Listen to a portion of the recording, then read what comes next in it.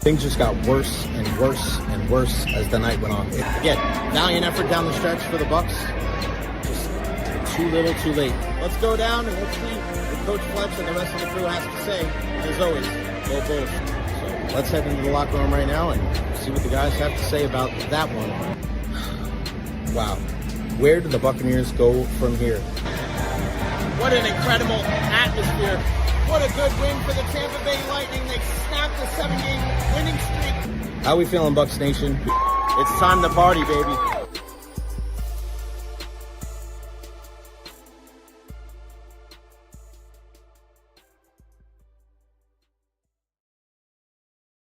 What is going on, everybody? Welcome to the Recher podcast here on this Tuesday, August 12th, 2025. Hope everybody is having a wonderful day, whether you're here in the Tampa Bay area or abroad. A big shout out to our sponsor, as always, our good friends at Honest Hammer Custom Builders, LLC.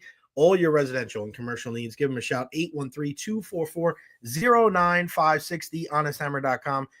Scan the QR code right there. If you need any type of help, got any questions, our guy Russ will be able to help you out. The Tampa Bay sports fan just like you. A big shout out to everybody already contributing on the show. Benny and DT and the whole crew. Adam Cartwright as well. If you want to contribute to the show, questions, comments, concerns, leave them there at the bottom of the screen, whether you're watching on Facebook, on YouTube, or on Twitter. Feel free to comment and smash that like button, as our guy Chan Leonard would say. Smash, smash, smash, smash that freaking like button. Follow me on all social media platforms as well: Facebook, YouTube, Twitter, Twitch, TikTok, Instagram. Like and subscribe on YouTube. Trying to get those subscriptions up higher and higher every single day. A great show in store for you guys today at 12:15. The great Greg Auman is going to join us today from Fox Sports, talking all things Buccaneers and NFL training camp. Joey Johnston from USF is going to join us at 1 o'clock to preview the upcoming season. We are less than 3 weeks away. We're just a hair over 2 weeks away. We're 2 days away from being 2 weeks away. USF, Boise State kicking off the Bulls 2025 college football season. I cannot wait. What does Joey think about Byron Brown and Alex Golish and some of the new names that we should be keeping an eye on as we go forward here this season? And we mentioned the big story yesterday of Josh Shellscar getting the honor of wearing number 63, the great Lee Roy Selmon, to honor the late great Lee Roy Selmon. And Joey, his article up on gousfbulls.com. Go check it out when you can. It is phenomenal. Not right now because you're here on the program, but when you get a chance, go check it out. Nathan Elliott, my guy. Hello, Tampa Bay. Jay Recher. Woo woo. Greg Auman is in the house. Do like Nathan Elliott. If you guys ever see me out and about and around, make sure you come up and say hello, and we'll have a nice chat. Don't hesitate. I'm here for you guys, and we could not do this without you guys. A big thank you. I just mentioned to the sponsors, and also the super chats the last couple of days have been phenomenal. If you can contribute $1, $2, $5, $10, $20, any denomination helps. We want to keep this train rolling. The super chats and the sponsors, that is going to be the way that we do it. A big shout out to my niece, Rylan, today, 6 years old. It's pretty wild. My niece, Sydney, turned 7 on the 3rd. Then my niece, Savannah, turned 5 on the 10th. And then my niece, Rylan, turned 6 on the 12th. Hey, that's pretty good.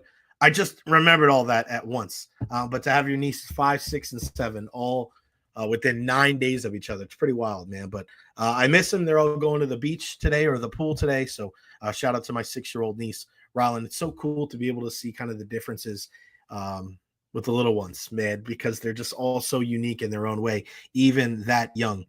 Stop and say hey to Tampa Bay Jay. He was great to talk to at Buccaneer training camp. Likewise, Nathan. And Greg DeCruz down there in Costa Rica. Another day to be blessed. You got that right, my friend. Feeling a little bit better today than I was yesterday. It's funny, man, because I take like the spray and then some of the cough drops. And yesterday going into the show, I'm like, yeah, I'm good. I'm feeling good. As soon as I cracked the microphone, I'm like, oh, man, I'm hoarse as hell. I got a cough. Today, I didn't feel too great. And now, 4 minutes in, I'm doing all right. So I'm battling through it, man. Battling through it. It's still lingering, but I'm just trying to continue to fill myself up with vitamin C and eat and drink and try to get outside and sweat some of it out. Just never a dull moment in the life of Jay Recher. That is for sure. We'll also talk about the Rays and their win. in Sacramento against the Oakland Athletics and talk a little bit about Jason Licht. Great article from Dan Pompey from The Athletic about what makes him so great. But today, I want to start the show with something a little different. And this is the great thing about having your own podcast, where you can pretty much go in any direction you want to go. It's your podcast. When you live life, you don't really necessarily know when you're young how it's gonna, like, who's gonna be in your life, where it's gonna take you, where you're gonna live. I had no inkling whatsoever that I was ever gonna move to the Tampa Bay area. Loved New York, loved my family, loved the teams there. I knew I wanted to be a broadcaster. I knew sports was gonna be something that I really wanted to predicate what my career was, but I had no thoughts of moving to Tampa ever. And I guess the reason why I bring that up today is because you never know who is going to be in your life and who's going to make a profound impact. And one of those people that really, I don't think anybody saw us being friends, is a gentleman who passed away today, 4 years ago. And that's the late, great Mark Cook from Pewter Report. Now, Mark was a kid from Plant City, Florida State fan, Buccaneers fan. There's no reason he and I should have been tight as a brash New Yorker. And listen, we talked a lot of smack back and forth, but it was all fun. But we had such a unique relationship. He was always busting my chops. He was always busting my balls on something. I remember I got these brand new purple shoes. I walk into the press box at Raymond James Stadium. I'm feeling good. It's going to be a great day. The security guard Dom downstairs come said hello. Everybody was just so nice. I was like, man, it's going to be a great day. And all of a sudden I'm walking and I look up and there's Mark and he goes, really? And he just walked right by me. That was it. Really? And he had that such unique sense of humor. Nobody ever liked him.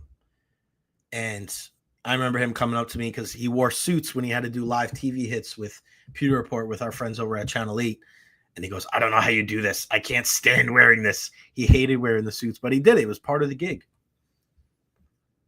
But even though we had two completely different backgrounds, we always seemed to find our way to each other. And we always had a laugh. And we always had a lot of fun. And whether he was a guest every Monday on WDAE or see him at Bucks practice or Buccaneers games, I mean, Mark Cook there was just nobody ever like him. I never met anybody like him, and I never will meet another person like him. And I think back to a couple of things. One, I think back to the Super Bowl, where I was so fortunate to be there at Raymond James Stadium. And I mean, just think about it, guys. Like it was every other seat filled because of the pandemic. It was weird. And I was in the auxiliary press box, where the press box is usually in the south end zone, southwest of the end zone. We were outside of the press box on the southeast side of the field. And I remember getting to my seat. I didn't care. I was in the stadium for the freaking Super Bowl between the Bucks and the Chiefs. I don't give a shit if you put me in the bathroom. As long as I'm in the building, I didn't really care. And I sit down and I look to my right, and who's sitting in the same row in the last seat of my row but Mark Cook. And I was just so glad that I could be there with him. And, we're all doing our work, so we're kind of busy during the game. Obviously we're trying to make sure that we have Wi-Fi, and it's, there's things that are out of our control. And then the game gets played, and the Buccaneers end up winning. And we remember how historic it was and how great everybody felt. And remember, Mark was like a tough guy. Like, he was definitely a guy that was, he's very stoic. He had a very dry sense of humor. And I always try to, like, make him laugh. And he just, he was a little bit of a tough cookie, pun definitely intended. And I just remember when I look down after the game as the confetti is pouring down, and I look down to the aisle, and Mark, with his Florida State winter hat on, is just looking up into the sky like a child on Christmas morning that is seeing snow for the first time. And as much as I wanted to bust his chops about it, it was like a movie. Everything slowed down. And that was pure joy and pure happiness for a guy that was such a hard ass and didn't want to let, everybody in. Like, that was one of those moments where I can still close my eyes and see Mark's face. And then a year later, I am in New York visiting my family, as you guys know I do, and, a couple weeks. And it was August 11th, 2021. And I had a really bad bout with COVID, if you guys remember. I was out of work for 2 weeks. It was bad. It crushed me. Ironically, in the room I'm in right now, this is the one I actually slept in, and I couldn't get any better. And Mark wasn't feeling too good, and he was asking me how I was. And he was asking me, what did you do? And I want to read the text. He goes, any advice on recovery? And I told him a couple of things. And then the last thing I said was, yeah, man, I think the main thing is to stay occupied. Watch your favorite shows and stay in contact with loved ones. Have your girlfriend model some bathing suits or something to keep you dialed in. I was just trying to lift his spirits because I know he wasn't feeling too well. And then the next day, I'm on my parents' porch in the backyard. It was the most beautiful day. It's ironic how you remember exactly where you are when you hear things in your life. Not everything, but there's certain things in life when you get the news of something, you remember exactly where you are. And I just remember sitting on the porch in the back of my parents' house and getting the news less than 24 hours before I sent him that text message, and he replied with a laughing emoji. Then Mark Cook passed away at the age of 50.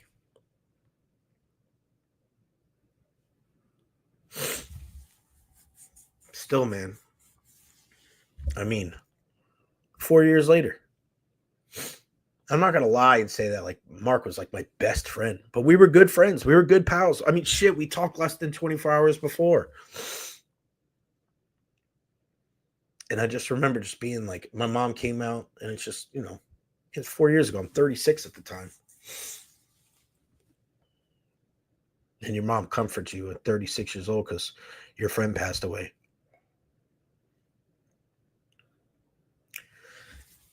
That's why I try to tell you guys a lot that it's so important to communicate with people. Mend those fences that have been bashed down. You never know, man. I had no idea. I knew Mark wasn't feeling good, but you don't think at that time like he's not feeling good because he's going to pass away. That was the last time I ever spoke to him.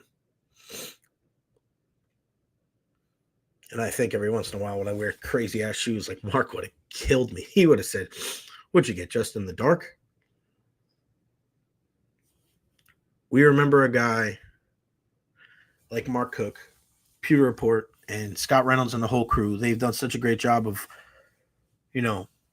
remembering him over the years. And on a day like today, this is why I'm so grateful to have my own podcast, because in a world where sports media has to be about topic A and all this bullshit, and let's talk about the same story over and over and over again, and let's talk about terrible things and paint people in terrible lights. I'm grateful for you guys for being here, and I'm grateful to have this platform to be able to highlight a guy that we sure as hell miss here in the Tampa Bay area.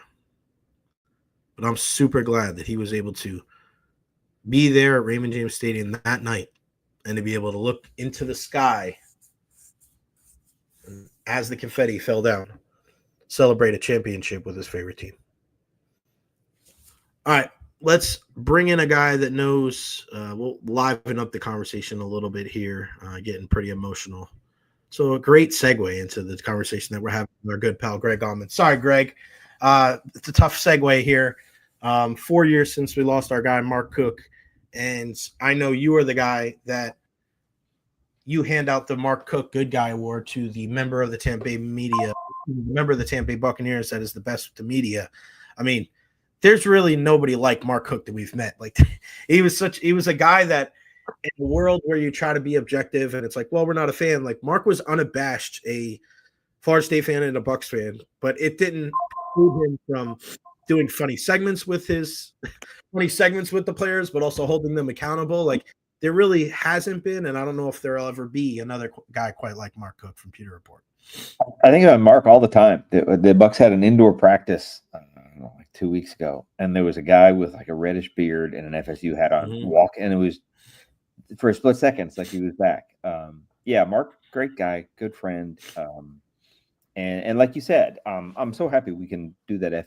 PFWA Good Guy Award is the Mark Cook Award, man, and it's sad, and that like Zion McCullum got it this past year, and like Zion never knew Mark. It was the first time we had one that we just have to tell him like, hey, this is who Mark was. So yeah, it's one of those, we still miss him a lot. My daughter is a sophomore at FSU, and I always think about Mark just because how much, I'm a Gator. My whole family, I've got like 5 kids in my family, so it was always a point where we'd rib each other back and forth. But tell my daughter there now in Tallahassee, just drove her up on Saturday. I think about Mark a lot that way. Yeah, it's pretty wild, man, because again, I was saying a little bit before of how him and I shouldn't have gotten along. A brash kid from New York and a kid from Plant City, and yeah, right. We would just always like throw jabs, but it was always a lot of fun. And he was just, you could take it and throw it back, and he just, what about the lighting? Are they good this year? Like he would ask like these very like surface level hockey questions because he kind of wanted to stay involved. He's like, are they good, or is everybody just kind of blowing smoke? I'm like, no, they're actually pretty good. He's like, all right, I guess I'll watch. Like it was just, his sense of humor was so dry. And I know you're like that. Like you like people like that, man, because it got to keep you on your toes a little bit. Mark would like back again, like you get into the grind of the regular season, it's really easy to just put your head down and you don't blink until it's January. And Mark always made a point to do a Thanksgiving dinner in the media room, and we get ricottados, which is amazing Cuban food. And we had these. He had such a deal. I don't know how we pulled it off, but he had just a massive feast. I'm talking the deviled crabs, little cubanitos. Ridiculous amount of food, and Mark always kind of spearheaded that, and I honestly need to get back to that. It's one of those where I remember it every year, and I remember it too late to set it up and get a big catering thing where we should do it, but it was a blast, and it was a really neat thing. It's a pretty good group we have in that room already, but it was neat to kind of bring everybody together and remind us to be thankful of everybody in that room and all that kind of stuff. So yeah, think about Mark all the time. Yeah, for sure, man. And I'm telling you, man, just watching this team, he would love this team because they're going about things the right way. And I look at, we'll start with Kyle Trask. I mean, Greg, this guy he's really, we talk about like circumstance in life, and there's people in like, oh, I got this, and I can't believe this happened to me, and they're always so worried about the obstacles, and they let everything hold them down.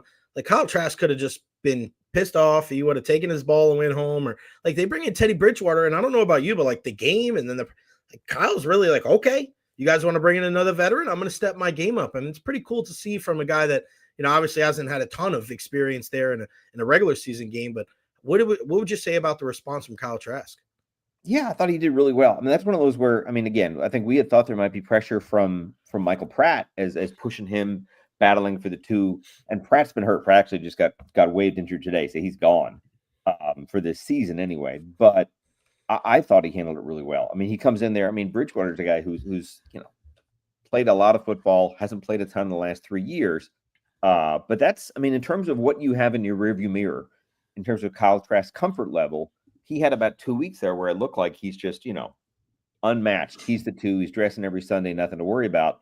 And then, bam, you have, a 10-year NFL vet who's almost a coach on the field come in, and all of a sudden, I mean, Teddy probably didn't come in anywhere to be a 3. So now all of a sudden it's like, wow, okay, Trask has the lead right now, but Teddy's done more and is a super smart quarterback who's going to pick things up quick. So all of a sudden, Kyle has an emergency. Like, he has to play well. He can't, if he comes out and has a no touchdown, 2-pick game, that's all we're talking about this week. And we're wondering which of them is going to come in after Baker first on the road in Pittsburgh on Saturday. So for him to come in, I thought he did really well from the get-go, through to Jalen McMillan, through to Ibuka. Didn't get a touchdown pass, but kind of led him down the field. Had a nice drive that ended with a rushing touchdown for somebody else, but kind of got the job done. No mistakes. I forget what he was, 12 of 16, I think is 16, what he finished with. Mm-hmm. He's had a lot of this is his 5th preseason. This is his 13th preseason game. I looked it up. He's at 1,800 yards of preseason passing. That's a lot. My guess was close. I said 2,000, and then I was close. So that was a close guess. You did well. But it's one of those where for him, he didn't get many chances during the season. So it means a little bit more to him. I think we always talk about how meaningless preseason football is. It's been Trask. It's the only time Trask has really got to play since college. You're talking about 5 years now. So I think for him, it's important. I thought he did really well. Just set the tone and just get people off his back a little bit. There's one little viral clip of him. It's a throw of him, and he's just way behind the receiver, and it's just like a 4-second clip. And again, he's thrown a couple hundred passes in camp already this year. It's one bad throw. So it's one of those where I don't think he's been remarkable in camp, but I thought he really helped himself under the spotlight to just come out and move the chains and get some points on the board. Other than Kyle, and I know what you said, and we know this, it's tough to really take what happens in the preseason and say, all right, that's going to translate, or how much does that really help a guy as far as making the team, or whether he's going to be a starter or not. What other player helped himself the most outside of Kyle Trask with their performance in that game? I would say a couple of defensive players first. There's a lot of undrafted rookie types that are battling for roster spots. JJ Roberts is a guy that, helped himself, played, 42 snaps, played some nickel, played some safety, had kind of he had the tip that led to the Thunderberg interception. He played well, offensive line, there's guys battling for backup spots there that helped themselves. Honestly, Owen Wright's a guy. Owen Wright wasn't in camp. Owen Wright is out of work, had gone to rookie mini camp as a trial player with the Bucs and didn't get signed, catches a break, he gets an injury, and he comes in and, got it done. 18 carries, I think, at 87, 89 yards. Yeah, he looked good. He looked fast. And it's one of those where, had the touchdown, it's called back. Had the touchdown, it's called back, to where everybody in the stadium is now rooting for him to get a score. He's in a tight spot where I don't know that there's more in play for him than like being a practice squad 4th running back. But even if he got that, that's a great step from where he was, 2 weeks ago, still looking for work as camp started. What do we think about the running back position as a whole, as far as, the injury with Rachaad White? Does that put him in jeopardy of being ready for week 1? When you look at this team, I don't think they'd be unhappy with Sean Tucker going in as RB2, knowing that, man, he made the most of his opportunities to look good in camp the next day too. What do we know about the Rachaad White and also kind of the entire running back room? Because I thought one of the things I said the other day was great that Wright stepped up, but even when he couldn't go, here comes Josh Williams back into practice, and I thought he looked good too. So every running back really seems to kind of be taking the bull by the horns, going, hey, we're going to make the most of whatever touches we get. It's probably one of the cooler positions to watch on Saturday, honestly, because we'll see Bucky probably for the only time of the preseason and see what he can do. Rachaad White's supposed to just be Todd called him day to day, so I don't think that's an injury right now that should impact week 1. I don't know if he plays Saturday. I don't know if he plays in the finale, but he still should be RB2. Tucker, it would open things up for Tucker because Tucker, basically, I think what helps him is just he has a new offensive coordinator that can be reminded. You get a fresh set of eyes. I think they trust Rachaad more from a pass protection standpoint, from a doing it all standpoint. But Tucker will dress as the 3. He could be the kickoff return guy. He's going to be somebody they find a way to get on the field, I think. And then you mentioned Josh Williams. Josh Williams is a really cool story. He's a guy that just unremarkable. You look at his numbers in college, and you're like, wow, he did well to get in and be on a roster. And then Baker Mayfield is singing his praises, and Todd Bowles is singing his praises. And they're excited to have him back. He missed like a week and a half with injury, but he's back. I promise you they will give him a look. It's not going to be 18 carries for Wright this time around. I think they have somebody else they can throw in there. And I think they want to see what he can do, because here's a guy with upside that they like. You want to have kind of that developmental back. You think about, Rachaad White's going to be an unrestricted free agent after this season. Sean Tucker is a restricted free agent, but I don't know that they tender him. So he's also essentially an unrestricted free agent. So they have an opportunity to turn things over after having basically the same backfield now for the last, this will be 2 years with Bucky, but it's fun to see. That's a position that could have some change over the next year. So everybody's trying to kind of get in, and even that practice squad spot, one guy gets hurt, all of a sudden you're elevated and you're dressing as the third running back. So cool for Wright, for Josh Williams, or whoever can take advantage of that and get on the practice squad. All right, we got 37 wide receivers now we got to deal with too, Greg. I mean, you look at Ryan Miller and Garrett Green, like, oh, okay, you guys want to step up, and then you're like, oh wait, well, you got Jarrett and Shepard and Palmer and all these other, and Tez Johnson, and it's like, oh yeah, we didn't even mention the first 4 guys on the depth chart. Like, how many do you think they keep? When I look at it, and people keep saying there's 4 wide receivers, I think there's 5. I don't think you have Tez Johnson as a guy that you're running plays for him. You saw it the other day where there was a fake handoff and Baker just pitched the ball kind of on an end around play with Tez Johnson. He's their gadget guy. He's going to be their return guy. It just seems like everybody keeps saying the 4 guys, and of course we're including Godwin in there. I think there's 5 guys, and then you're looking at 1 or 2 roster spots for everybody else. Do you think they keep 6? Do you think they keep 7? And who's got the inside track right now in those spots? Yeah, there's nothing good about Chris Godwin being hurt, but if he starts the year even inactive, or especially if he's on the PUP list, that puts one more receiver on the roster. That lets you essentially keep 7 instead of 6. I do think Tez Johnson's pretty safe. He doesn't look like a 7th round pick. He doesn't act like a 7th round pick. I think he'll have the return job. So unless he stays, he was back at practice. I expect him to play Saturday. If he's injured, that complicates things. But I think of him as being in as now the 5th. And now you're looking at, like you said, you're looking at Rakim Jarrett, Sterling Shepard, Trey Palmer, Ryan Miller. All 4 of those at most are competing for 2 spots. That's not counting Cam Johnston. That's not counting anybody else in the mix. Yeah. So no, Trey Palmer has been hurt and is running out of time to remind people what he can do. I felt like Trey didn't necessarily do a great job of taking advantage of an opportunity he had last year with so many guys hurt. Finished with 11 catches. So he could, but if he's not a returner, he hasn't really been as productive on offense to where you worry that I think Trey's a guy that if he were cut here, he'll go somewhere else. He'll catch 25 passes as somebody else's wide receiver 4 or 5. But again, Rakim Jarrett is going to be there on special teams. I think, Ryan Miller stepped up more than anybody did. In terms of, that's a guy that consistently was getting open, was trusted by Trask. I think he finished with 7 catches, got his bell rung twice. Got absolutely sandwiched like the Return of the Jedi, both sides at once, and then came back in and got absolutely drilled again. So toughness is not a factor there. Ryan Miller, I don't think people expected to make it last year. He's probably been overlooked by most people that look at these battles at the bottom of the roster here. I think he's got to make it because he was one of you mentioned about Trey Palmer not stepping up. Like Ryan Miller had some of those grabs in the middle of the season last year when Godwin and Evans went down. It was like, Ryan Miller, who the hell is Ryan Miller? I was like, well, we kind of saw that in training camp. Like, all he does is make plays, Greg. Had a touchdown. They had an important touchdown. I forget which game it was. It was Kansas City. My memory last year is blanking. But, yeah, it's one of those where – so, you have to decide – I think they recognize that it's not like in past years where the best receivers you cut, okay, you'll get them back in the practice squad. That's probably not the case. Right. So – if you cut Rakim Jarrett, he's probably somewhere else. If you cut Trey Palmer, he's probably somewhere else. You might have a Garrett Green that comes back on the practice squad. You might have Cam Johnson back on the practice squad. But no, they have a really talented, deep.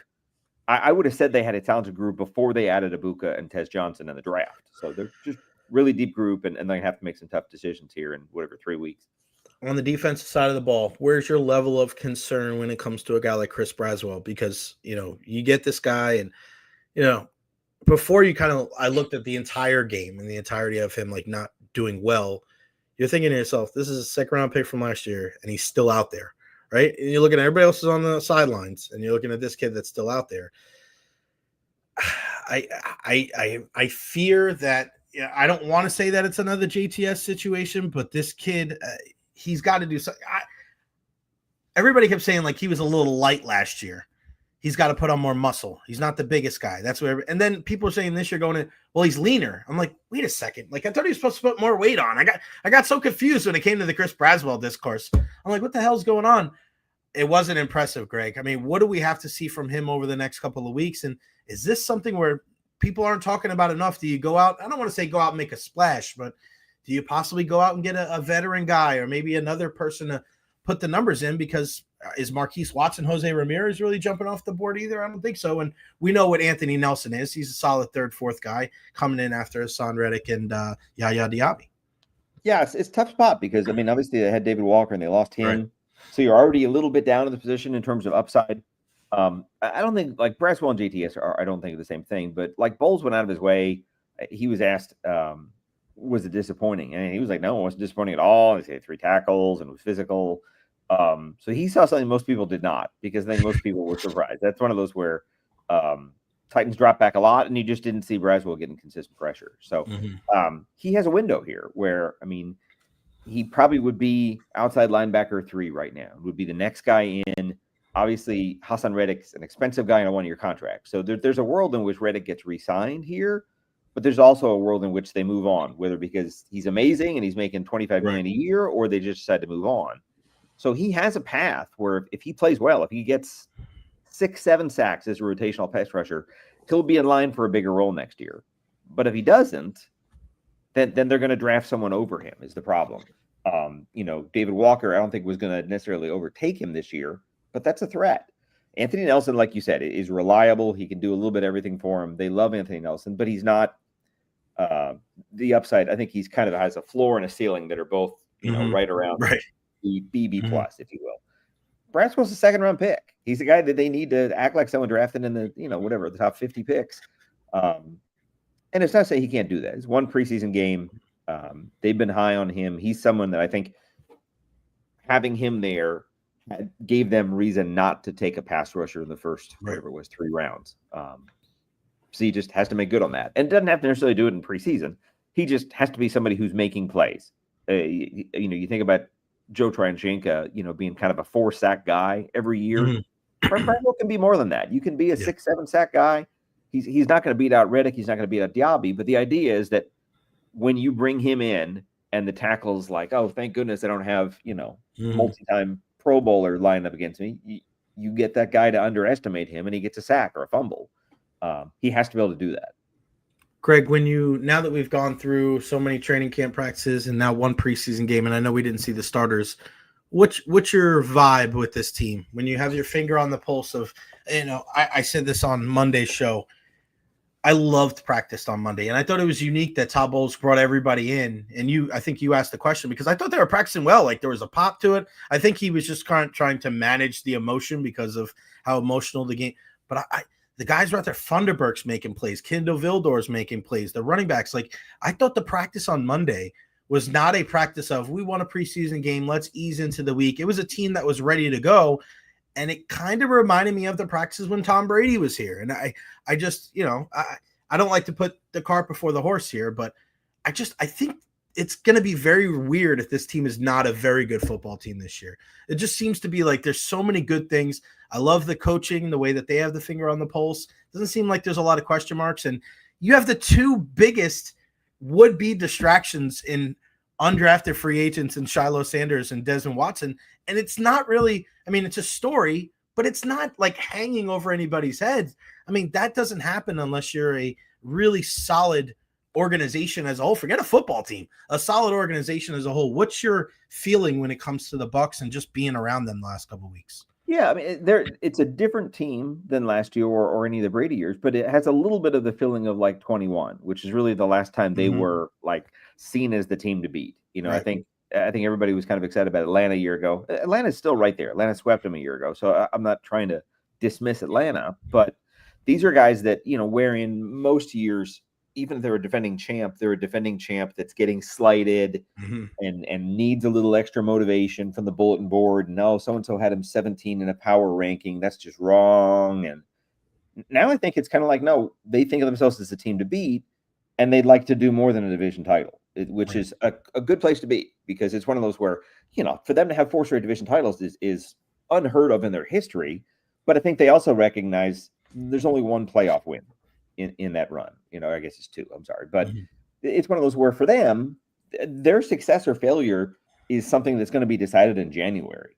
And all they're trying to do is set themselves up for it, And I think, week 1, it's so perfect for them to go to Atlanta in week 1, because that's a chance to, even though they already kind of have the division to beat title, you're going to the place where they beat you against the team that swept you. Mm-hmm. They can retake that and be like, okay, now the tiebreaker works in this favor.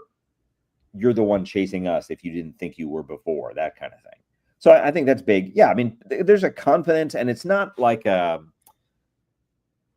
you think about guys like Baker Mayfield, you can have swagger, you can have too much. Right. I don't think of it as bravado or No. overconfidence or arrogance. I just think they know what they have. And I think they know they had a really good group on offense. I think they're going to have a much better group on defense. The guys on offense, if anything, spend as much time singing the praises of the defense in the last 2 weeks. And that speaks well because, again, they need to get a lot more turnovers than they did last year. They have to be better against the pass. But if they're healthy, they really should be. When you think about starting the year without Cansey and having spells without Dean and spells without Winfield, losing Dennis for whatever, the last 4 months of the season, they were hurting on defense. And they'll probably have injuries at some point again, but the odds are they're a healthier defense than they were a year ago. And I think that'll help them be a better defense. I don't know if that translates to more than 10 or 11 wins or a playoff win or anything like that, but they're in position to be more than they were last year. Yeah, I just look at it like incrementally. Like offense, okay, it might take a little bit of a step back, maybe, but defensively, there's just so many other pieces that you look around. Like the pass rush should be better. Servase Dennis should make the team better. You have more guys in the secondary, right? Like Antoine Winfield didn't have a great year, so it's just like you look at like 8 things on defense that you're hoping to be better. Greg, if 4 of them are better, 5 of them are better, right. You're thinking that, right? This team won the division the last 4 years. Right. So that's what, and it's that weird thing where I think people think about additions like something obvious, like Hassan Reddick. He wasn't here last year. He's here now. But like just getting, if Winfield goes from 24 Winfield to 23 Winfield, that's an all pro that you're getting back. That might be a defensive player. That's a defensive player of the year candidate pretty much. Right. Yeah. Right. and who was not last year. And again, I think Tyke Smith next to him can be a big upgrade. I mean, I think people were excited about Jordan Whitehead a year ago at this time. But I think Tyke Smith can do a lot. And I think in terms of versatility and moving pieces around, he does that a lot better. I think Servase Dennis, there really wasn't a second linebacker last year doing anything next to Levante David. So to have a 34-year-old who's really carrying somebody is tough. And I think if Dennis is healthy, I think he's going to let Levante be Levante and not worry about the guy next to him and be able to freelance more, which means getting sacks and getting blitzes and stuff like that. And then, I mean, up front, I don't think people realize how much better they are when Vea and Cansey are healthy together and what that does for the edges and what that does for disruption in general, and to have the last 2 seasons start with that Cansey, to have him come back and he's hurt. This is the first time he's really had unmitigated, just get ready for the season, play at your best in week 1. And I think that could really change things, whether it's Diaby that benefits from that, whether it's Reddick, I don't know, but that front, with those 4, I think can do a lot more consistent pressure and damage to where they don't have to blitz crazy, ridiculous amounts as they had for a lot of last year. And I think, too, another guy that not a lot of people talk about, I think he knows his role, is Logan Hall. This is a guy that's a run stuffer. He's a freaking mountain of a man, and I think he's Will Golston 2.0, right? I truly believe Logan Hall is going to be here like 12 years. He's going to be that guy that's just going to stop the run, right? Get in there early downs, be consistent, be available, and go from there. And I really like Roberts, man. He won a huge rep the other day, Elijah Roberts. That's another guy that you're going to rotate in. That was an absolute beast. Listen, we saw how good he was against the Bulls a couple of times, so we don't want to bring up that for sure. Greg, before I let you go, let everybody know we got up on foxsports.com, man. You're just absolutely crushing it over there. I'm doing. I'm actually. I got stopped in the middle of it. I was just running through all 13 drafted quarterbacks and what they did in the preseason this weekend. Everybody saw Shedeur Sanders. Everybody saw Cam Ward against the Bucs. But just run through the rest of them and the good and bad of everybody and what they did in their first weeks and what it means. Is this guy a 2? Is this guy a 3? Looking at the rookie quarterbacks and I'm not going to Pittsburgh, so it's kind of a light week that way. I wish I was up there for the joint practices and Aaron Rodgers and all the circus that goes with that. But back here and just getting ready for things from there. Greg Auman, Fox Sports. Follow him on all social media platforms at Greg Auman. Greg, you're always making the show a whole heck of a lot better. He is a first ballot Hall of Famer in the great Gregs of Tampa Bay. You, Greg Wolf, and Greg Gaines. I think you guys are the first class. Above Greg Gaines, I don't know. Yeah, you're definitely above Greg Gaines. You and Greg I'm motivated. Yeah, that's the way it goes, my friend. Greg, you're the man. I appreciate it, buddy. Talk soon. Thanks, Jay. You got it, pal. The one and only Greg Auman, Fox Sports. Listen, you talk about people in media, great people. Greg's one of those people. He just really, down to earth, awesome. He's just a smart guy. When people ask me about like the great things and going to the game, what's great? The games, the players, the events. It's the people. It's the people. And Greg Auman is one of those people, man. He's just a smart dude. He's a considerate guy, great father and husband. Just lucky to call him a friend, really. And you heard the nice words he had to say about Mark Cook as well. Look at Chan. New Year's name, same Chan. I would love to hear Greg. And we're not talking about that stuff. Come on, but hey, Greg, and Greg. The Gregs. Greg the Cruz. You might be in the fan wing of the great Gregs of Tampa Bay history. And we'll go from there. What the hell is this? People selling me schedules. All right. So I want to bring something up. I don't know if you guys saw this, but there was an article. There was an article that just came out from The Athletic earlier today. I think it was today, but it was by Dan Pompei, Athletic, and he wrote an article about Jason Licht. And we've kind of talked about this before.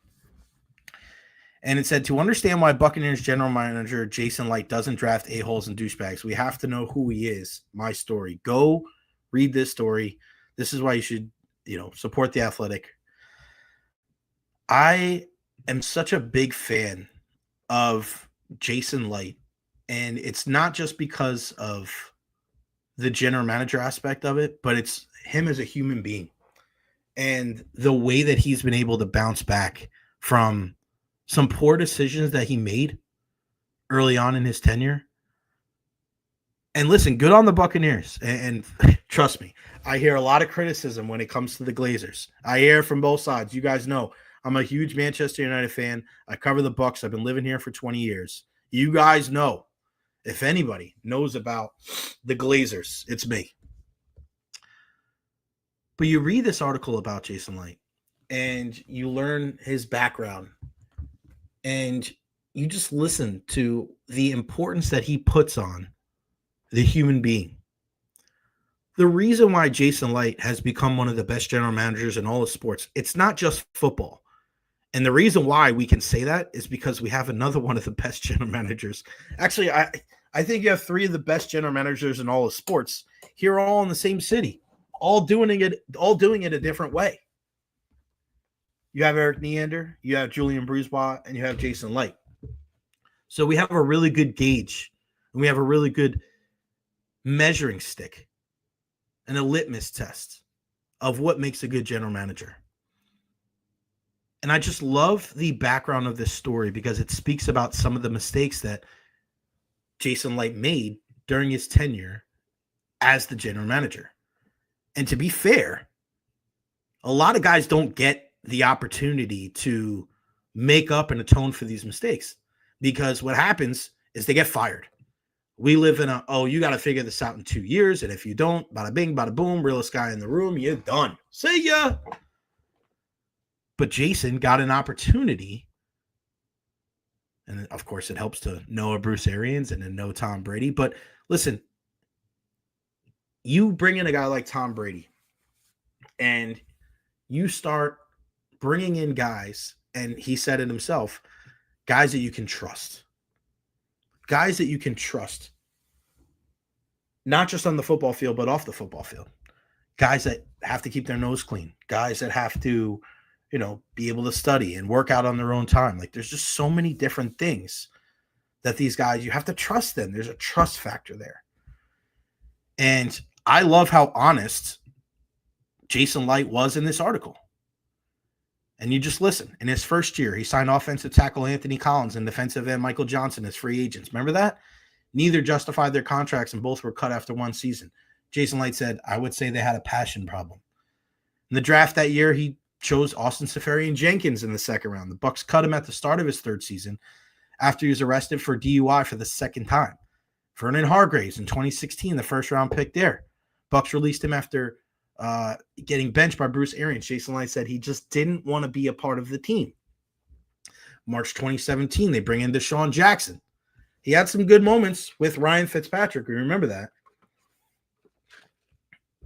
Jason Licht says that me now would never sign Deshaun Jackson. And then this was one of the biggest ones here. In hindsight, Jason Licht believed he was fooled in 2019 when he chose linebacker Devin White in the first round. White was a starter for the better part of 5 years for the Bucs, but eventually was let go. Jason Licht says, knowing what I know now, he would have been off my board. Remember, this was the guy the Buccaneers took with the 5th overall selection in the first round. It was too much about him.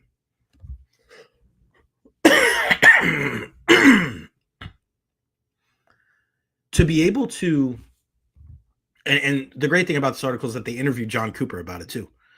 And when we hear about these discussions about talent evaluation, it's really more about personnel evaluation. Because when you think about it, it's just as much about the person as it is about the player. And we've been saying that for years when it comes to the Tampa Bay Lightning. And as much as Julian Breezewell tells us, he goes, Jay, it takes 365 days a year to make my team better. I'm always focused on what I can do to make the Lightning better. He's focused on the people. Everybody's talent in the pros, it's very close together. You have certain guys that are just, they're hovering above, right? The Connor McDavids, the Kucherovs, the Patrick Mahomes of the world, right? The Joe Burrows, the Jamar Chases, right? There's just certain guys that, they kind of hover above, which, hey, it is what it is. When it comes to professional sports, there's a lot of people, they're way closer to each other than they are to anybody like us. So what really sets people apart? I think it was 4 or 5 people that Jason Licht and his crew took off of their board this year because of questions about their character, their off-the-field decisions, their attitudes, and they present those to the Glazer family every year. I love that. The communication is key. We always talk about having that singular voice. Part of the reason why the Lightning have been good so many years. Vinnick, it was Yzerman and Breezewell, Cooper and Stammer and Hetty, all the way down, right? Same thing with the Buccaneers. The Glazers. Not rushing and thinking, oh, well, I got to get rid of Jason Licht. He made some mistakes. No, they were patient. They kept Jason Licht, Arians, Tom Brady. Then it goes what? Gronk. And then you pass it down to the Evans, Levante David, Tristan Wirfs, Antoine Winfield Jr. And then that trust, that professionalism, that permeates the entire organization. And that's why I just said this with Greg Auman. On Monday's practice, that was a Tom Brady practice on Monday. That was the team going, one preseason game in the books. Let's make sure we're having our best practice of the year right now. That just doesn't happen very often. Guys kind of go through the motions and blah, blah, blah. It is what it is. There's a attention to detail. But how does that happen? Because you have a guy that knows how to put the right people, not the right players, the right people in place. I think about now, after just kind of talking about this, one of the things that we really laud these general managers and just like ownership and leaders as a whole is not making rash decisions and not getting too high, not getting too low. You guys know I was I was one of the few that said Liam Cohen can go. We'll find another offensive coordinator. You can't let Todd Bowles, not this Todd Bowles, walk out the door. Because as much as we just said that about Jason Licht, we can say that about Todd Bowles too. That's a leader of men. That is a guy that is good to his core. You may not like him as a coach. You may be one of those people, that dwindling minority. But that is a great man and a great leader and a great member of this community. You don't hear people jumping off the ship when things go bad with the Buccaneers the last couple of years. This is a team in the last 2 seasons that really struggled in the middle of the season. I don't think it's going to happen this year because the schedule won't allow it. But any other team with half of that losing streak, you hear the murmurs. You hear the talking. Not once. And I've been in those locker rooms. You don't hear that. You hear accountability. You hear guys going, I need to get better. And you know who said that? Tristan Wirfs, Mike Evans, Antoine Winfield Jr., Levante David. When your leaders do that, Everybody else is going to fall in line, or you get the hell out. But now, because Jason Licht has gone through this, he knows that he's bringing players in, that if things go awry, they're not pointing fingers. They're going to say, hey, I don't want to be part of the problem. I want to be part of the solution. We can do this. We got to stick together. That's success in any business. Forget about sports. And I think about the move that the Glazers, I don't know if I've ever heard anybody kind of make this comparison before, but you think about it. The Lightning got swept in the first round of the playoffs by the Columbus Blue Jackets. Remember that? John Tortorella? And guys could have got fired. John Cooper could have got let go. Historic season. Winning all those games, accruing all these points. You get bounced in the first round, 8 seed, swept by your former coach and his team.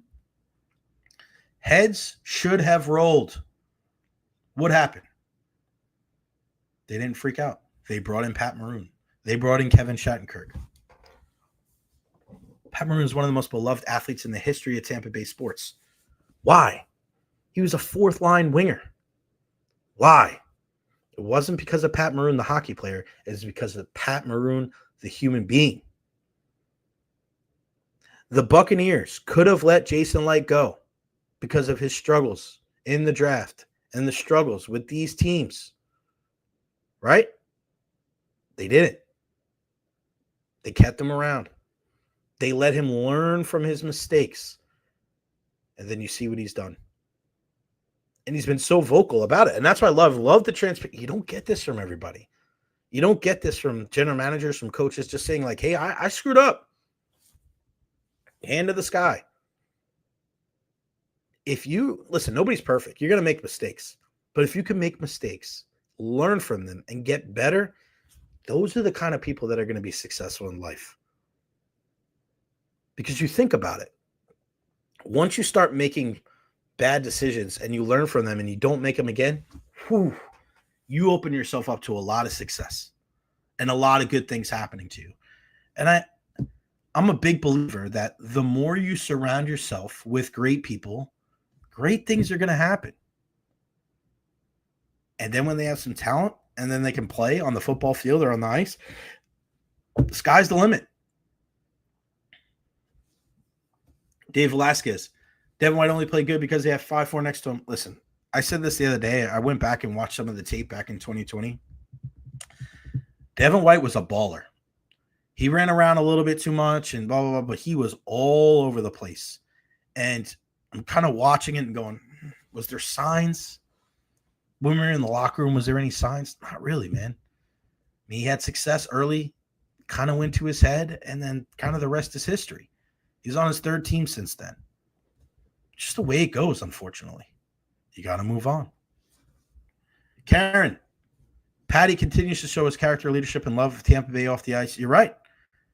And then as fans, this is another thing, and I really hope that the Rays in the long run realize this too, is that when you have players like that, when you have people like that within your organization and organization, you go the extra mile to support them. It's part of the reason why you love Mike Evans. You love that he's a great player, but you know that he's a fantastic human being. The Mike Evans Foundation, what he does for us here, for people here in the Tampa Bay area, as well as his hometown in Galveston, Texas. You know what Steven Stamkos was able to do for many years, Victor Hedman, right? Like, you want to be able to support people like that. You'll become a season ticket holder. You'll go to meet and greets, right? You'll go to the block party live at the hot, right? That's what happens. You want to support great players, but even more, what brings you in even more is supporting great people. When you're proud to be a fan of a player and proud to be a fan of a team, like, shit, man, there's just nothing like it. You're using sports as an escape from your reality. You're using your sports to be able to, that's what you're investing your energy and your emotion into. And of course you want to win above all else. But when they're good people too, it makes you go that extra mile.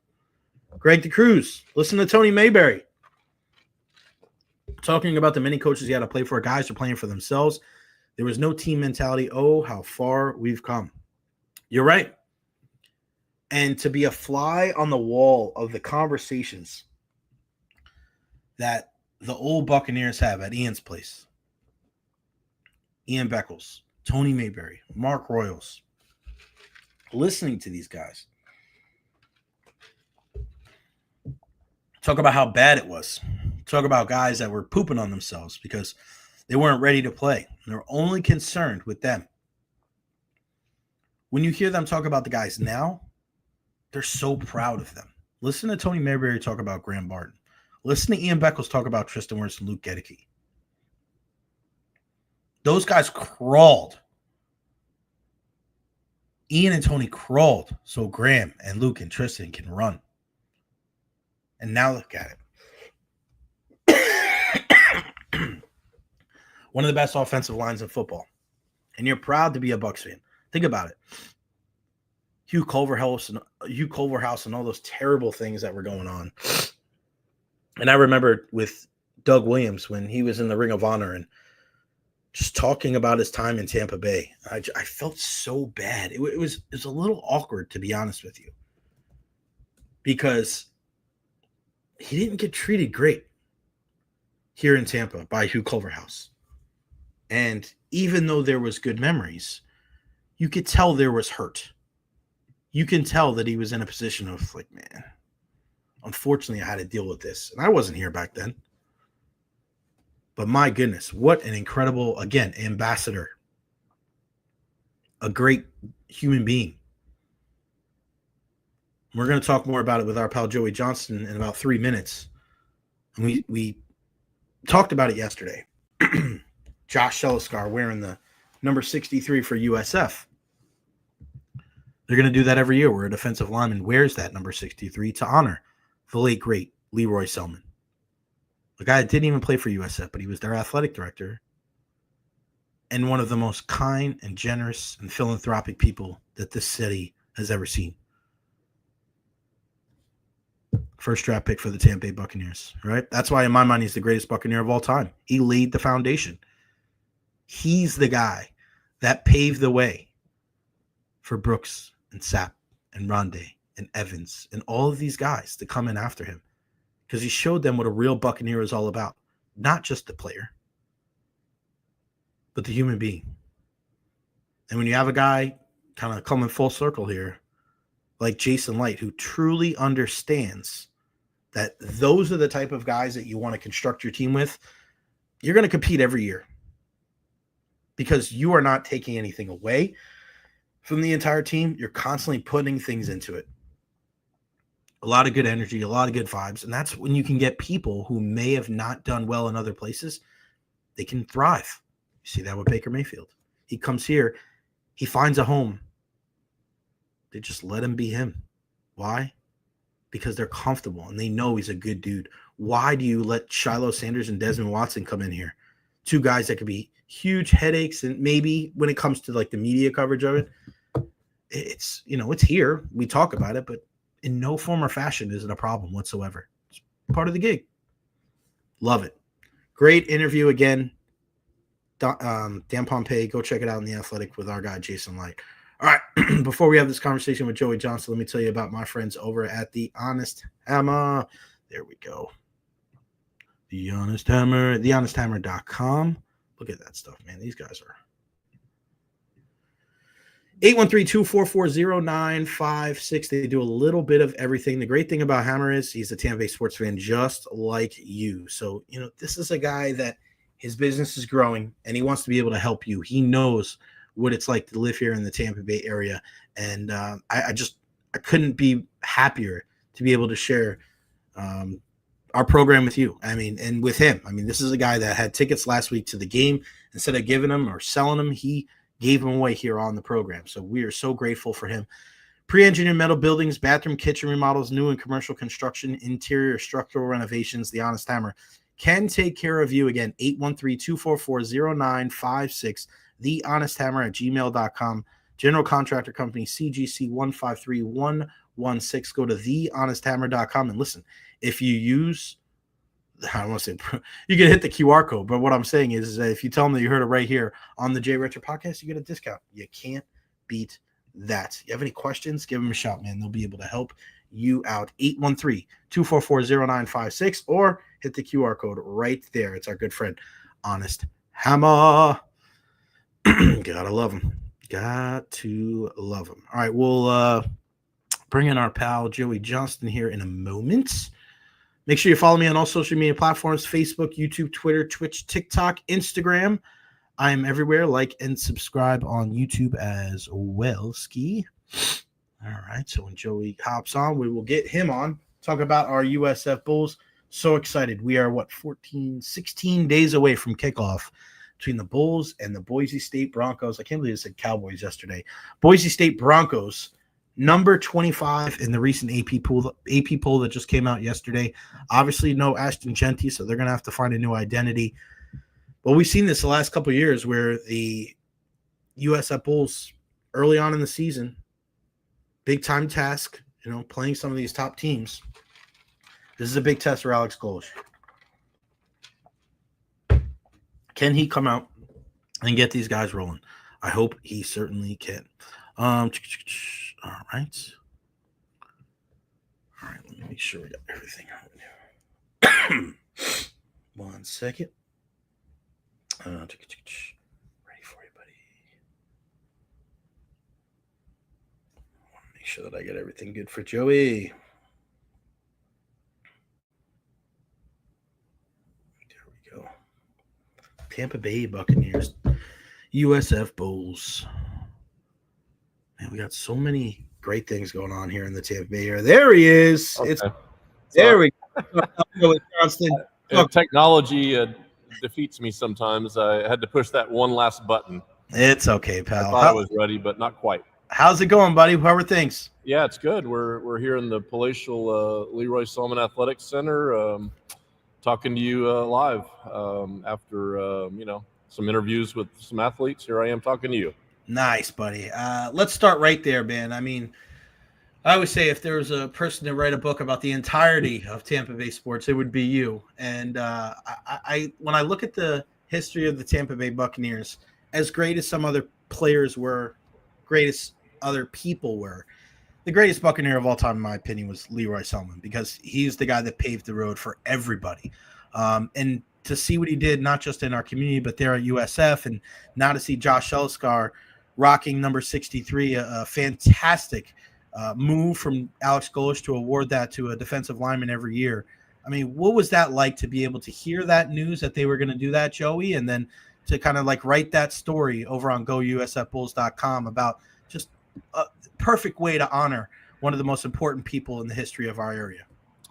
Well, first of all, it really touched my heart in a special way. I have lived here my whole life. I've traveled everywhere, but I've only lived one place here, and I have seen a lot and done a lot. And when I was a senior in high school, not to date myself, but you can add it up, that's when the Bucs started.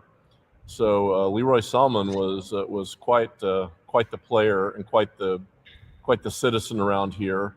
Got to know him later on, obviously, and got to write about him and develop a relationship with him. But when I was a kid watching him play, he was like a mythical figure. I mean, I watched him play at Oklahoma with his two brothers. He was one of the greatest players in college history, and he comes to the Bucs, and he is an unbelievable defensive end, and not only that, but a person beyond compare, and really set the tone for everything you'd want from a player and a franchise cornerstone. And I think everyone in Tampa, in the Tampa Bay area, was extremely proud of him, not only for leading the Bucs on the field, but what he represented off the field. So Lee Roy Selmon is on the short list for the greatest citizens to ever exist around here, as far as I'm concerned. Still find it hard to believe he's no longer with us. 14 years coming up on that anniversary, and but his legend lives on. But the thing is, as a new generation of USF athletes comes here and comes to the Selmon Center, they're going to say, wow, who is he? Who is Lee Roy Selmon? And, I can't be surprised by that question. Time has passed, and you want to educate people as best you can and try to put a face on the guy and tell everybody what he exactly meant. So this particular gesture to have Josh Seliskar wear the number to bring it back, to tell Lee Roy's story again, is just a fantastic education for everyone, and a reminder for all of us who were there just how special this guy was, what he meant to the Bucks, what he meant to USF, what he meant to the National Football League, what he meant to humanity. Yeah. I mean, he's one of a kind. And, I think Josh had to be brought up to speed. He was wearing number 8, which was a cool thing. You get the single digit as a defensive lineman. That means something. And Alex Golish is asking him, hey, we want to ask you to change your number to 63. And his first reaction is, why?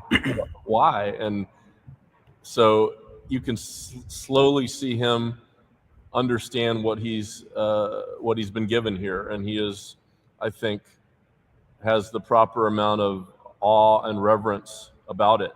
He knows that this is special, and he knows that he's been given an honor and also a responsibility to live up to that 63. So that's been a cool thing to watch. He is like a kid on Christmas morning, eyes wide, learning about this man, Lee Roy Selmon, and he is learning about him. He is watching film. He is reading about him. He came into a press conference yesterday, and he started naming dates and accomplishments. And hey, this he knows what he's talking about. He knows who Lee Roy, he studied well. Mm-hmm. So that's kind of neat. So I think in that way, he's certainly very appropriate for it. And by all accounts, we're still getting to know Josh, but he is a stand-up guy. He's a father and a husband, a responsible adult, an example setter for this football team. So it appears like they've got a great guy to begin this tradition, and I can't wait to see how he plays this year, and also just all the future years of all the guys, striving to get that number 63, because it's going to be something you want, and there's going to be a lot of guys that want to be that person. Yeah, I cannot wait to see what the future holds when it comes to that. I love the decision by Alex Golish and the staff there. What's kind of been the vibes with the team, Joey, as we're now 16 days away from kick? It'll be here before you know it. What is it like? How is it different than years past? How are they getting closer? Or what's the preparation like as we are inching closer to that initial game there against Boise State? Yeah, it's a training camp like many others in some ways, but I think when you go out there and look at them, you definitely see a lot of talent at all positions. You see maybe greater depth than we've seen in quite a while on both sides of the line, offensive and defensive. I think there's a ton of good receivers. I was skeptical about running back, but I can see it starting to take shape. Cartavius Norton, the transfer from Charlotte, Sam Franklin, the transfer from Oklahoma. These are two guys you can play with and win with, I believe. They've got veteran linebackers that are going to be the leaders of that defense. They've got a ton of competition in the defensive secondary, and of course, probably the number one thing everybody's going to watch is Byron Brown. He's back. What kind of Byron are we going to get? We got a great Byron in 2023. Byron was not off to a great start last year, and then he suffered a season-ending injury. So, we're not going to actually know until we see him under center, or maybe not under center, but taking snaps against Boise State and see what kind of rhythm he's got. I will say this, another thing that I've sort of gotten a vibe on in training camp. They have acquired a young man by the name of Gaston Moore, who was the backup at Tennessee, who has now come into camp, and he looks like he can play, and he knows where to go with the ball. So he is a great security blanket. Obviously, they lost Bryce Archie to pro baseball, but Gaston Moore has come in and shown that I think they've got a good backup and a guy that if they need to, that can play. And they also have a youngster named Lachlan Hewlett, a true freshman that I think could be the future of the position at USF, who is also waiting in the wings. So I'm feeling better about quarterback than I did, a few months ago. The proof's in the pudding. We're going to find out August 28th what they've got against Boise State. It's a tremendously difficult opener, but what a great opportunity to debut on national television. If USF can play a great game and defeat Boise State, that sets up an amazing week the next week, going to Florida, coming off a win against Boise State. That the place will be electric. So great great challenge, but what a great opportunity for the Bulls to get off to a good start. Yeah, we had the USF Hall of Famer with us last week, Matt Grothy, and he said, Jay, Gaston Moore's legit. Like, they really like this kid. And he mentioned the depth as well. It just looks different this year. He's like, guys look bigger. And, you have been in those press conferences with Alex Golish as well, where he's like, Jay, there is no silver lining. There is no moral victory. He's like, yeah, we got to hold ourselves to a higher standard. Does it feel like this is the year where he's thinking that, all right, now it's like enough of the kind of like meddling around 500 kind of thing, and now it's like, now I've had a couple of recruiting classes. Like, Alex Golish, how does he feel going into the season, hearing what he's saying about these players going forward? I think he feels good about this team, and I think he feels it's a team that can contend for the American championship. And make no mistake, regardless of how great the schedule is, and it's great to start with Boise State, at Florida, at Miami. I mean, that's going to carry our attention for a long time. But the number one goal for this team, and the next thing this program has to accomplish, is to raise a trophy and win a championship. Let's never get that. Get that confused. If things go well in the first 3 games, if they don't go well in the first 3 games, that goal does not change of winning a championship. They have a chance to put themselves on the map, maybe get a ranking if they could win some of these games. And certainly anytime you play Florida and Miami in this state, it's a big, big deal. You're not going to undersell that. But the goal in mind is to win the American, and that is very much out there. And you're gonna certainly know how good you are in the first 3 weeks, how you stack up against elite competition. So the best of all worlds would be to play well and to get some wins, and then to win a championship.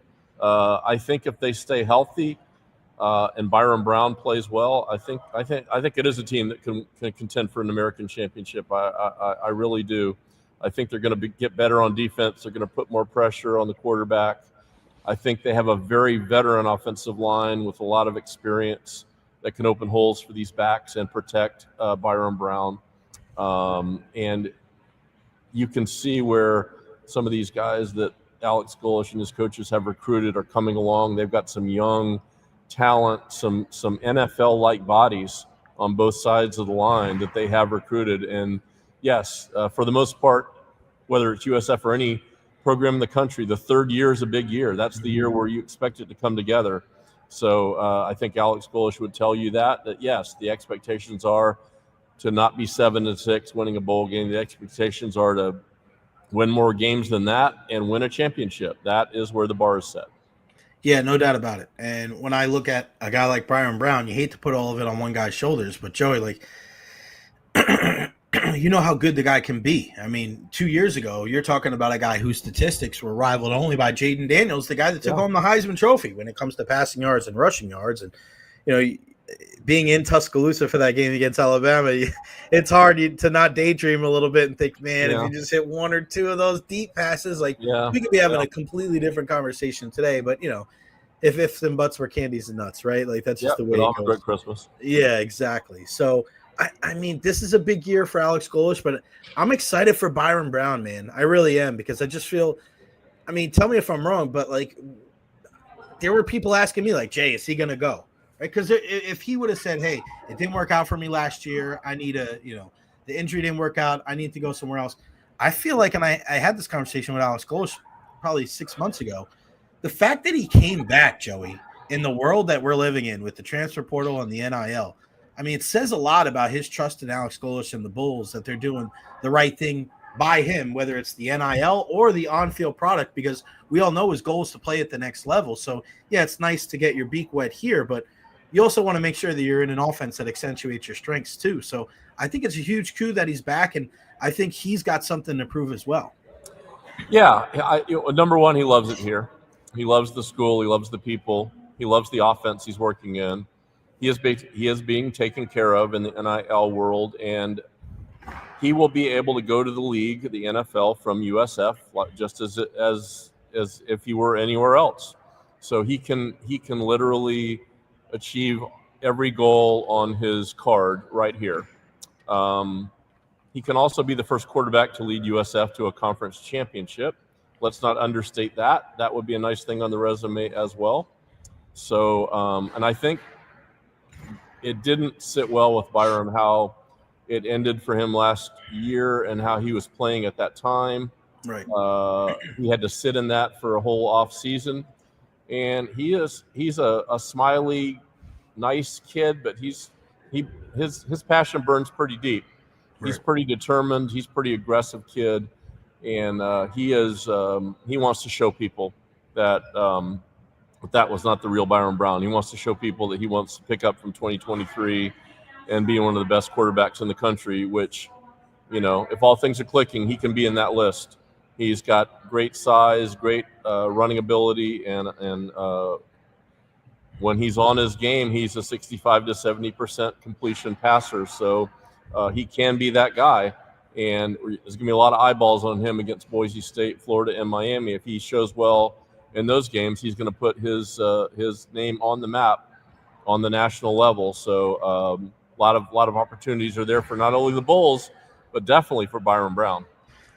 Now, you mentioned some of the guys in the running back room that can help him out. What about the wide receivers and tight end position? Give me some of the names that people need to keep an eye out for as we get to week 1 and beyond, because Byram Brown's going to be, when he's at his best, he's utilizing everybody in that pass game as well as the running game. Yep. Well, tight end, I'll start with that. Wyatt Sullivan might be the guy this year. He's a transfer from Florida Atlantic. Very, very big size to work on the running game, but also a guy that can has the agility and the athletic chops to make catches. Weston Wolf, who was out all of last year, is back. So I expect him to be heavily in the rotation. And a guy that, all the recruiting people knew this name when he signed, Jonathan Eccles. Haven't seen a lot of him on the field. Certainly all the potential in the world, a really highly ranked recruit out of Tennessee. He could be a star if he puts it together. So they've got at least those 3 guys to work with at the tight end position. Wide receiver, I do believe the Bulls have a budding star in Keyshawn Singleton. We saw him really show up big time in the second half of last year. He's a big target. They call him the baby Calvin Johnson. He's a big body, got huge hands, big feet, can get deep on you. Once you get the ball in his area, those mitts are going to catch the ball. So I think Keyshawn Singleton will be the guy, the number 1 target. They've got some interesting guys elsewhere at wide receiver. Chaz Nimrod, who's a transfer from Tennessee, has really looked sharp, and I think he's going to be a very productive player. Mudia Rubin, transfer from Stanford, who came after the spring. May take him a while to get fully into the rotation, but a guy that's a big slot receiver that could be a big weapon for them. A returning player named Jaquan Smith, maybe the fastest player on the team, a track athlete that, if he puts together athletically, he's the kind of guy that can get open in space and he can get 80 yards on you in a heartbeat. So they've definitely got some weapons, in addition to some young guys that, may or may not get on the field, but have great promise for the future, if not this year. So I definitely think there's some depth there at wide receiver, but Keyshawn Singleton, if he stays healthy and lives up to his potential, he's a first team all conference kind of player. Oh man, that would be great, because you want to be able to see a lot of those guys kind of populate those lists too, right? First team, second team, kind of like what we were seeing years ago when the Quentin Flowers and the Marlon Macks in the world, and MVS is like, that's the most recent success. I mean, remember how good those guys were. I mean, you couldn't even look down, Joey, because they'd score so quickly. Yeah, those teams in 15, 16, and 17 to some degree were unbelievable. The numbers they put up, 16 probably more than anything when Marlon Mack was still here. That was as good an offense as you could find in the country, and Quentin Flowers is certainly on my list of all-time most exciting players to witness at any level. Some of the things he did, you just have to look back at the film and realize, my God, that actually did happen. Fabulous player. So, Byron Brown, maybe not the same kind of player, but a guy that can light up the scoreboard. So I expect the Bulls to be very potent offensively, and they have shown dribs and drabs of being effective on defense. What we need now is consistency from this defense. They need to, not give up these 550-yard games. They've got to get that yardage down and get those points down. And if they can do that, then that could be the key to the USF Bulls taking another step. Yeah, man. Cannot wait to see it again. You can read all of Joey's stuff. Go usfbulls.com. Get tickets over there and just all information. It's actually one of my favorites. It's always up on my my search engine. Anything USF, again, go to usfbulls.com. Joey Johnston, 813 on Twitter /X. Joey, the historian of Tampa Bay sports. You always make our show a whole heck of a lot better. I appreciate you, my friend. I will definitely see you around soon. Thank you so much for your time, and go Bulls, my friend. Thank you, Jay. Go Bulls. Yes, sir. The one and only Joey Johnston. What a great human being. Unbelievable. Again, two guys today on the program with Greg Auman and Joey Johnston. If I ever needed anything, if I ever needed a question answered about sports or about life, these are two guys that you can count on. Just great human beings. That kind of is like the theme of the show today, right? Great players, great teams, great human beings. We mentioned Mark Cook to start the show. We talked about Jason Licht and how he constructs his roster. And we also say that about guys on our show here with Greg Auman of FOX Sports and Joey Johnston writing. Just read the articles. It's not BS. It's not, hey, this is the kind of thing we're going to write to make somebody feel bad. Or no, it's accentuating and highlighting the great things that athletes do here in our Tampa Bay area and beyond. So really, really great stuff from our pal, Joey Johnston. All right.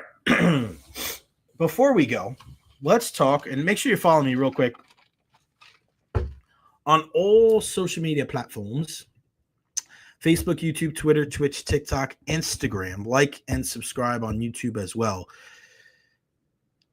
The Rays last night, when you're watching that game, all right? Last night was one of those games where it was such a microcosm of what the season for the Rays is all about, right? They win. They beat the lowly Athletics. They're 58-62 now. They're 4 games under 500. They're now 6 games under 500 on the road. But when you look at when the Rays have been successful this season, who has it been? It's been Junior Caminero. It's been Brennan Lau. It's been Yandy Diaz. Right? Lau and Caminero go big fly. Christopher Morel. I mean, I'm not putting too much stock into Christopher Morel's solo home runs that come when he's 1 for 5, right? I mean, it is what it is, right? I'm not hating on the guy. Everson Pereira, that came across in the deal for Jose Caballero. I thought that was a good move for them. But you look at Yandy, 2 for 5. And one of the balls that he hit was the hardest one out of all of them, a laser beam to right field. But B-Lau's been relatively healthy this year. And this is exactly, what you can ask. That's why it's crazy to me when you're looking at and Chandler Simpson was 3 for 3 last night to bring his average up to 298. Good for that kid. Unbelievable. But it's kind of crazy when you think about it, where this team is right now when it comes to the standings. When you look at the guys offensively that really have done the job, and they are where they are because their pitching and their defense let them down. Junior's played 114 games. B-Lau's played 97. Caminero's 33-81. 33 home runs, 81 RBIs, batting .262. What more could you ask for from the kid? Brandon Lau, 273 average, 23 home runs, 57 RBIs. Like one of the better offensive players in the game at second base. Yandy, 20 home runs and 67 RBIs with a 278 average. And then we know how good Aranda has been. Those 4 guys have done the job. And ever since Chandler Simpson has been called up, he's a game changer. He's just a pain in the ass. It really is. And of course I say that, with a whole ton of love, because it's amazing. This guy just hits and hits and hits and hits and hits some more. And of course he steals bags too. He's got 33 steals on the year. Simpson's only played 71 games and he has 76 hits. What more can you ask for? He's only struck out 26 times, so he puts the ball in play. On-base percentage of .332. I think ideally, maybe you would want a guy that bats lead off, that maybe he can give you a little bit more like well-rounded offensively. Because, I mean, to be fair, 10 doubles, 2 triples. Hey, I think we get kind of programmed into the place of you want a guy. I've always liked the guy that bats leadoff that can get on base, run, but can also pop a home run. I like that Ricky Henderson type feel. I like that Alfonso Soriano, Derek Jeter did that in the past. We've seen Ronald Acuna Jr., and I know Acuna is an MVP type player, and have Simpson as your 9 hitter. But if you don't have a guy like that, right, why not Chandler Simpson? So you look at this roster going forward, you're starting to see some of these guys you can build with your offense this year. I really like some of the positive signs offensively, defensively, and pitching wise. And again, once, I'm hoping that moving forward, every single outing for Ryan Pepio is a little easier. He just grinds every single one. I would love to see Pep for like a 7-inning game, 2 hits, 1 run, no walks, 6 Ks, no home runs. That's it. But he's a grinder, man. He's a bulldog. You saw it again last night. So Pep, love what he's been able to do, and how about the good at-bats against Jeffrey Springs last night. They wanted to win that game. His record now down to 10-8. But some positive signs offensively from this Tampa Bay Rays team, and let's hope that they can build on that going forward. But last night was a microcosm of, it's not perfect pitching-wise, but when this team wins, Junior hits, Brandon Lau hits, Chandler Simpson gets on base, and Yandy Diaz hits. And we've seen more futile offenses for this Rays team over the years. So when you have guys like that, those are the kind of guys you want to build around. And if it wasn't for some of the weak packages that the Rays that were offered at the trade deadline, listen, I wouldn't have been surprised if Brandon Lau got moved or Yandy Diaz got moved. But apparently some of the deals that were being put out there for them were not good enough. They were just, you got it. And good on the Rays. Good on the Rays for not doing it. And I'll be the first one to say that, man, what are you just giving away these guys for nothing? And the deals haven't been as strong the last couple of years. Good on the Rays not moving on from Brandon Lau and not moving on from Yandy Diaz. You need to accrue talent, and that means major league talent. And you're still focused on prospects. You got to focus on the major league. You can't keep selling this bill of hope to people that the future is going to be better than the present. It's just that you're reaching and you're reaching and you're reaching and you just never ever reach it ever. Adam says, do you think the potential sale affected the trade deadline? As far as what players, I think Christopher Morel didn't get moved because of the injuries that happened that day. I told you Yandy Diaz and Brandon Lau didn't get moved because the trade packages weren't enough. I thought Taj Bradley all along was going to get moved. I thought it was going to be to Seattle, but it went to Minnesota. So the big thing, and I said this earlier a couple months ago, and now there's stories about it. Junior Camaro's future is a huge part of the question with this team going forward. Do you get the early payment like we saw with Wander, like we saw with Roman Anthony from Boston, or do you wait and get a bigger bag in the future? I think for a guy that's wise beyond his years, if I'm Junior, I'm holding out, man. I know that sucks for the Rays. You probably don't want to hear that as a Rays fan, but if you're a Junior Caminero, my guy, you can get a $400 or $500 contract. You do not sign a $275 million or $300 million contract in the offseason with the Rays. No, sirree, Bob. The track record is there already in a short sample size. And you don't think it matters what he did in winter ball? Everybody knows what happened with winter ball. And they look at what he's been able to do as far as defensively. Made some really nice plays defensively last night. And the maturity and the availability has been out there every single day. Remember, going into the season, people were worried about Junior Caminero. I was not worried at all. I think that he's built for this shit. Junior Caminero was built for this shit. That's why I'm not worried. The only thing I'm worried is that are the Rays going to be able to have enough money to keep him? And like Benny says, time to back up the Brinks truck, baby. But do you make that move before the sale goes through? No, you don't. Junior Cameron is not getting that deal from Stu Sternberg. Junior Cameron is getting that deal from the next ownership group of the Tampa Bay Rays. You can write that in black magic marker. All right, that's going to wrap it up for me, guys and gals. What a great show today. Perfect time to end. And shout out to Chris Adams-Wall. It was his birthday yesterday.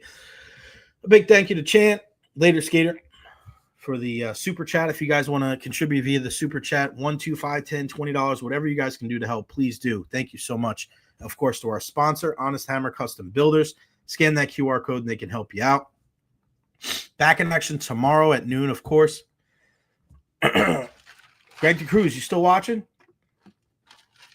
Because I don't know if he's going to join us tomorrow, Thursday, or Friday, but the great Ira Kaufman from Joe Bucks Fan is going to join us on the program at some point.